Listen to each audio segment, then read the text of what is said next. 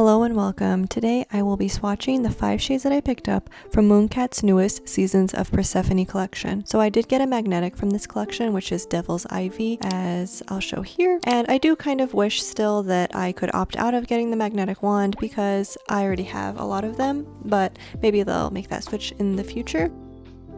Here's a look of the 5 lacquers out of their boxes, and again we have Devil's Ivy, which is a magnetic, and we also have Queen of the Dead here on the far right, which is a thermal. So I have 2 coats of C&D sticky base as a base to protect against staining. And I'm going to start with 2 coats of Queen of the Dead, which is described as a dark red thermal lacquer that transitions from a shade of deep wine red when cold to a shade of raspberry red when warm. And as always, for all of these swatches, I'm going to do 2 coats on each finger. I have 5 shades here, so I'm going to do 2 coats of each shade on each of my fingers of my left hand.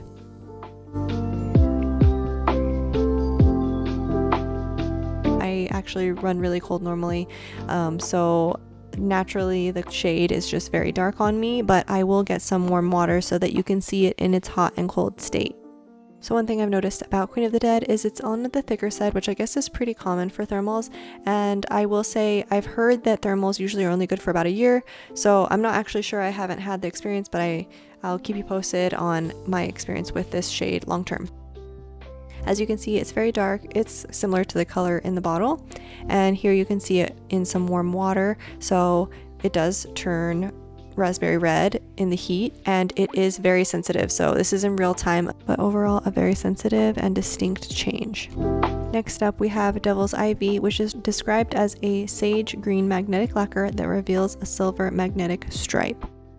So for this one, I am noticing it is on the thinner side, I'll say. I feel like I definitely need 2, if not possibly 3 coats with my longer nails, because I feel like it kind of leans on the more curly type formula. I still really like it, but I think next time I might try it on a similar like solid base, because I feel like normally when it goes for magnetics, I really like a very opaque look.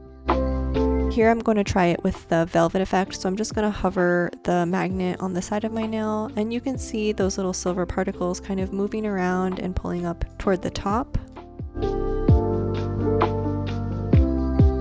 But very pretty sage base, and it's very similar to the color in the bottle. Next up we have The Trouble with Immortality, which is described as a bronze metallic lacquer.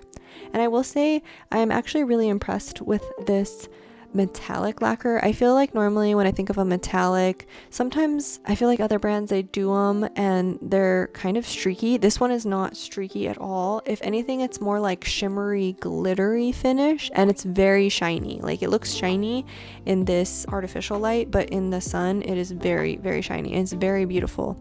And I will say this is definitely a copper, so it's like a darker brown gold, but it's gorgeous. And I feel like on the nail it's a little bit more gritty than it looks in the bottle, but I still really like it a lot. Next up is Petals For A Narcissist, which is described as a sheer white gray lacquer filled with violet pink shimmer. And it does have a note on here that this shade is intentionally ethereal sheer, so it can be layered to your liking. So I did notice this one is very even coverage, so you could leave it with just 1 coat. I do have pretty prominent ridges on my ring finger. If you've watched any of my other swatch videos, it almost always pops up that little ridge in the middle of my ring finger. But I tried this shade on its own just with 1 coat, and it's so even, it just looks so good by itself. I want to try it as a topper as well. But it's gorgeous purple, pink, almost red, like multi-chrome type shimmer, which is so beautiful. And I think this might be my favorite from the whole collection that I picked up, at least out of the 5 I picked up.